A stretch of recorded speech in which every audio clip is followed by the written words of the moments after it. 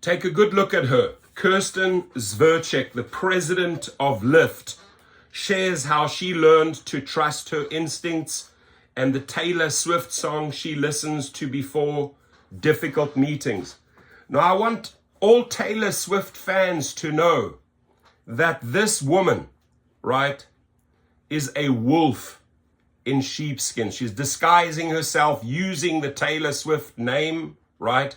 Obviously, that name right now has a lot of power. Look at Travis Kelce, Taylor Swift, and how many people it's drawing, young people it's drawing into the NFL. And they're trying the same thing here. They're trying to make her look cool, ladies and gentlemen. And I don't want Taylor Swift fans to fall for who this woman really is, right? Ladies and gentlemen, share this video. That is our power. The public, the drivers, and the riders need to know who Kristin Sverchek is. She may be the president, but she was involved in wage theft. $328 million they stole. Yeah, she's part of it. They stole from drivers, Uber and Lyft, right? Stealing referral money, tips, exploiting drivers. She's just another slave driver like David Risher and Dara Khosrowshahi, giving the drivers, and I want Taylor Swift fans to know this, your rides went up because of her, right? I want drivers to know who this woman really is.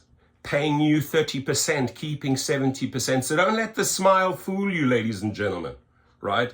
Got to sort of look behind the scenes, look behind the curtain and see who this woman really is. And to come out then and to use the Taylor Swift brand to make yourself look like a rock star, Kristin? Really? You know who you are, right? You're one of the thugs of the many executive thugs that exploit drivers, right? And you steal from drivers. That is how you are branded.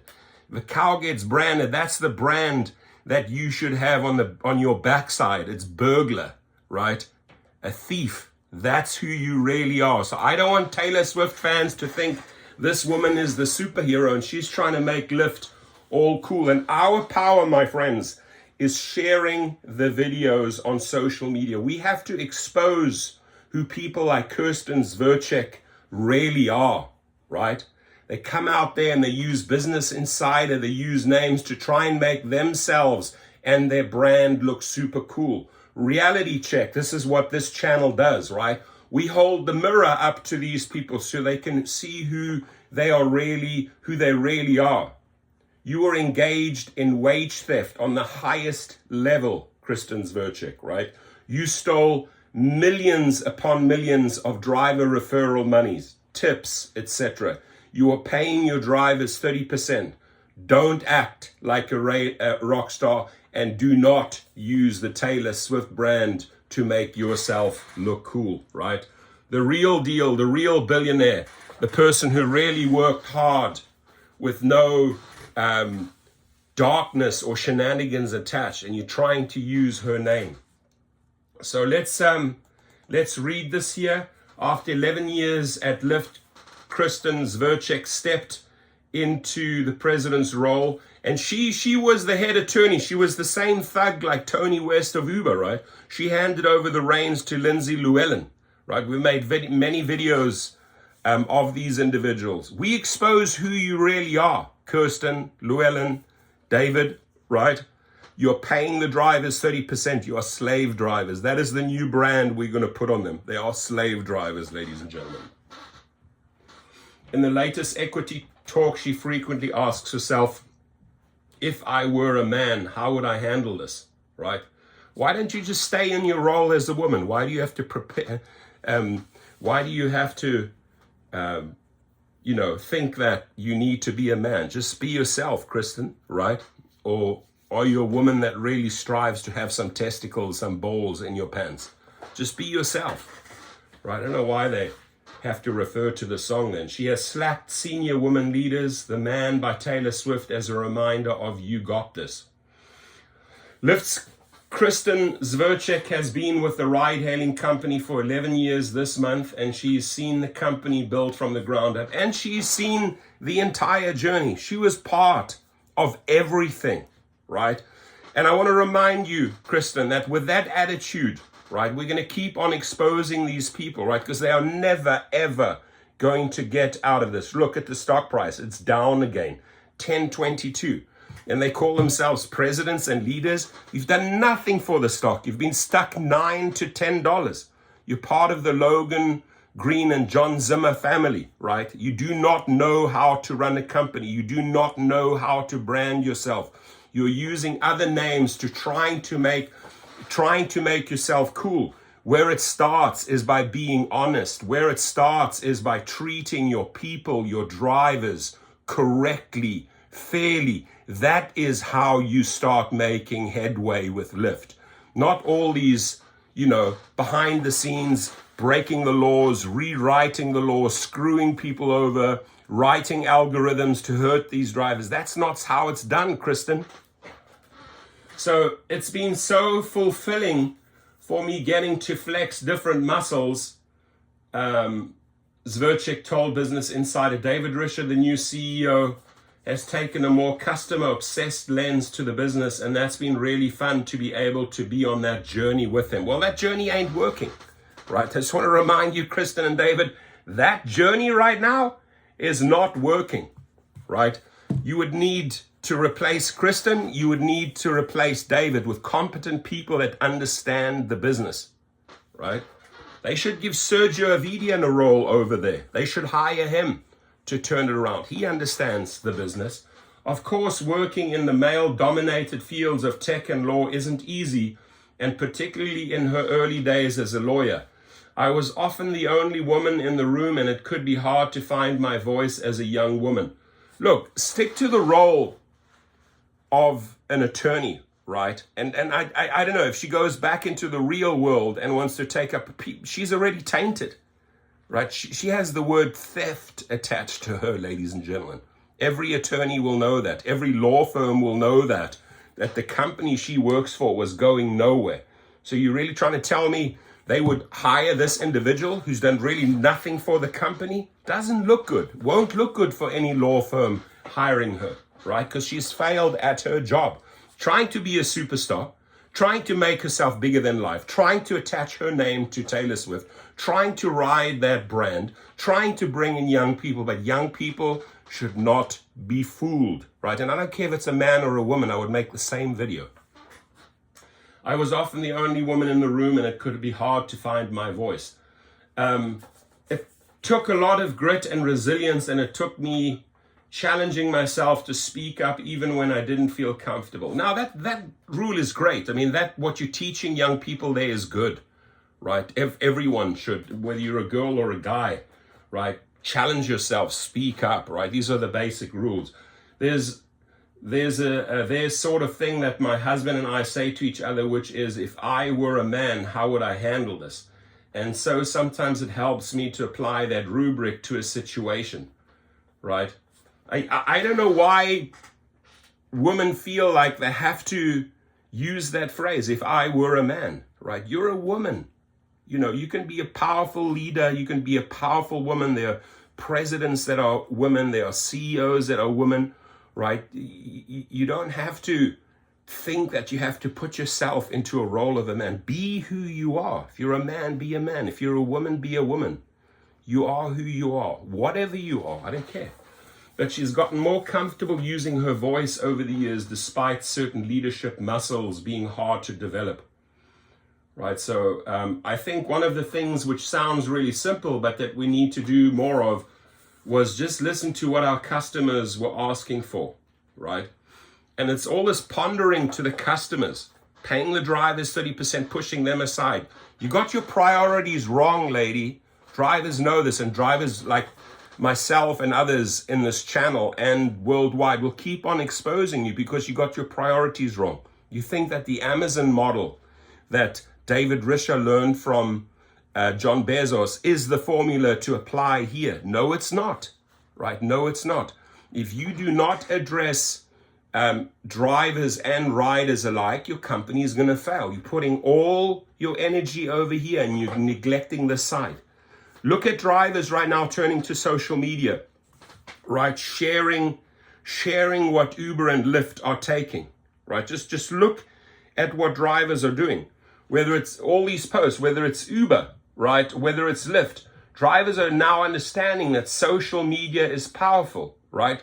This is what Uber is taking. This is what Lyft is taking. This is what I am getting, right? Wow. Who would possibly almost go 4 hours round trip for $77? Uber's charging them $200 and paying us $77. You see, we have smartened up, Kristin, right? We are using your poor decisions, your poor paying methods, your abusive methods. We are using it as ammunition on social media. And I want to remind every driver, that is your platform. Facebook, Twitter, Instagram, YouTube, TikTok, get it out.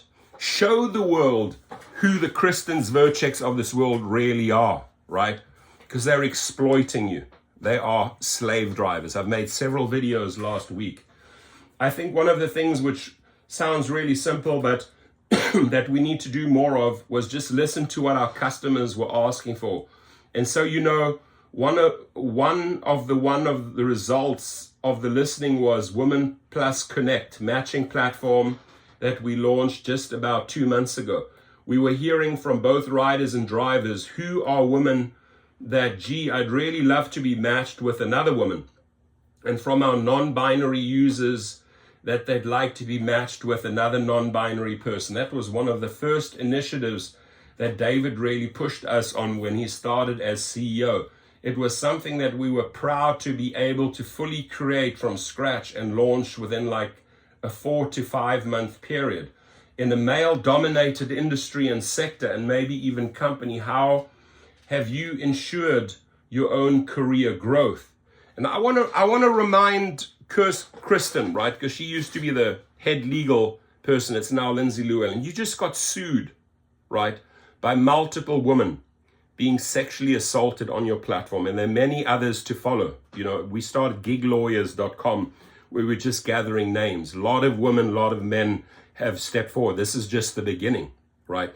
If they do not fundamentally change their ways, if they do not change the ways how they keep drivers safe, check databases, do some vetting, do everything in the power to actually really identify a real rider instead of allowing riders to use third-party account, handing them out to third parties, right? That is your job. That is what you should focus on. But certainly, particularly in the early days of my career as a corporate attorney, I was often the only woman in the room, and it could be hard to find my voice as a young woman especially. I would say it took a lot of grit and resilience, and it took me challenging myself to speak up even when I didn't feel comfortable. Sometimes my best friend, and I joke around about it, acting like a white man. I really say, that's acting like a white man? Why would you use a phrase like that in an interview? I really say have the courage of a mediocre white male. And you're just dissing every black man, right? Are you saying that black men are irrelevant, Kristin? I mean, I would be insulted as a black man or woman if I read this. Oh, only white men have the power. I mean, you do not know how to conduct yourself in public, lady. I'll tell you straight up. Come for some lessons. I'll teach you how to, I will teach you how to teach humans and interact with humans, because that's definitely a lesson you missed in your attorney world, right? Quoting this, white male, have the courage of a mediocre white male. That's just a slap in the face for every black woman and black man out there. You'd make it all inclusive. All inclusive. It doesn't matter whether it's white, black, yellow, pink, or green, brown, right? You make it all inclusive. If you want riders and drivers, make it all inclusive, right? First little lesson I'll give you. Let's talk leadership lessons, which I don't think she has. Honestly, she may have leadership qualities in the corporate law world and as a corporate attorney, but she has no leadership, right? She has absolutely no leadership qualities, or she shouldn't even talk about it or quote it, right, in this article. If that's where you are, that is not leadership. That is utter failure. Look at that graph. It is utter failure. And you are desperately crying for attention. Now you're even using the Taylor Swift brand. Shame on you. Taylor Swift fans, you need to understand who this woman is, right? Again, I'll say it. She's a wolf in lambskin. Let's talk leadership lessons. Is there a moment when you felt passed over, not listened to? And how did you overcome it? It's really hard to define one moment, but I'll say sort of an overarching thing, and part of what's kept me as at Lyft is that knowledge and understanding that the grass isn't necessarily greener elsewhere, especially in the early days as general counsel. This is a new and disruptive industry. We created, disrupting families for sure. We created the category of ride sharing, and so a lot of the legal advice that I was giving at the time was really me using my best common sense judgment. Well, your judgments were not particularly great, Kristin. So there were times where I'd have to take a leap of faith. Is this the right judgment call, with being questioned from all angles about whether we are doing the right thing? Stealing from drivers as a main attorney, you think that is doing the right thing, Kristin? Come on, man. You need to be honest here, right? It's the one quality you are losing is what you've lost it, but it's the one quality you are missing is honesty, right? Be real. Be genuine with your people. It's amazing what happens. It's amazing how the clouds start opening up and the sun starts shining through when you do honest business. When you're out there doing win-win situations, win-win. Your entire attitude, your entire programming since an attorney is I win, you lose. I win, you lose. I, the attorney, you, the driver, lose. I, the attorney, win. I, the company, win. You, the driver, lose. You, the rider, lose. Right? That is your entire game plan. And if you don't change those fundamentals, you will fail. I'll remind you, you will fail. You're on the way down again on a Monday. So what is the biggest challenge that you're seeing as a female leader? Lyft had a very tough few years, still having tough years, no wonder. With COVID, folks stopped riding and we'd have a leadership transition. And so right now, really a lot of what I think about is getting us back to our bearings, getting us back to our roots. What roots? We've had to make a lot of tough decisions over the last few years, and now we're in a moment of stability. Stability? Stability? Really? Kristin, this is stability? This is bullshit. This is failure. That's a lot of what I think about, certainly with respect to being a woman in leadership. Particularly, it's making sure that the bench of women leaders goes deep down into the organization, so that if other women leave, they are not all of a sudden upside down in terms of having a great slate of diversity at the company to lead it. That I agree with. You got to have a great slate of diversity, right? Do you have a mantra to tell yourself before going? And by the way, a great slate of diversity, you'd have even more in rideshare. You'd have, right now it's maybe like 90% males, 10% females. You'd have way more females if you were able to keep them safe. If you were able to tighten up safety and security on the app, you would have way more diversity. You would have way more females. Do you have a mantra you tell yourself before going into a difficult meeting or situation? It's less of a mantra and more of a song. It's The Man by Taylor Swift. There we go, right? Putting this out. This is all marketing, right? Marketing. We're going to latch onto the Taylor Swift brand. Reminder, Kristin, you will never, ever be like Taylor Swift. If you have listened to it, you will know it will pump you right up. And about once a year, I'll slack it to some of our senior leaders, women leaders at Lyft, as, hey, you guys got this? For me, if I really need to be psyched up, I'm going to listen to this song. How are you setting examples for young leaders and workers?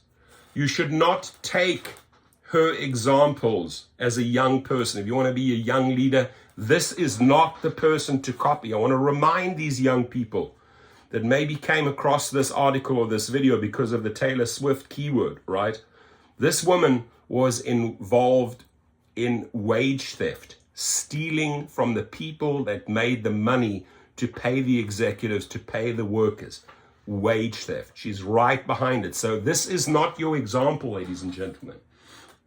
There are probably two things I would say. One is that I try to help people wherever I can So if somebody reaches out to me and they want an introduction, or somebody reaches out to me and they want a piece of advice, I always try to make time and space for that person. Even if I don't know how I'm going to be able to help them, I make time and I do what I think. I think of all the people through the years who made time for me for a coffee, for a phone call, and that's something that I feel is really important to pay forward.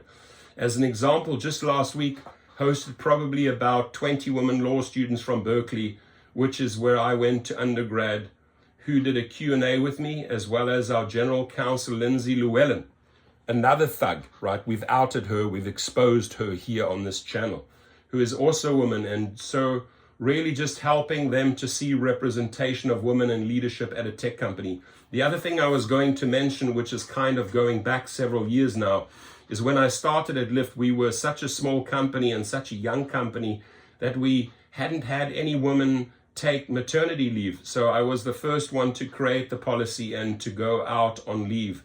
This was way back in January of 2015. And the biggest thing that I did in that moment, which was with a helpful push from one of our board members, was take the entire maternity leave and thereby set the example that it was not just acceptable, but encouraged for other women and men, by the way, to do this, because our policy is equal for moms and dads and adoptive parents.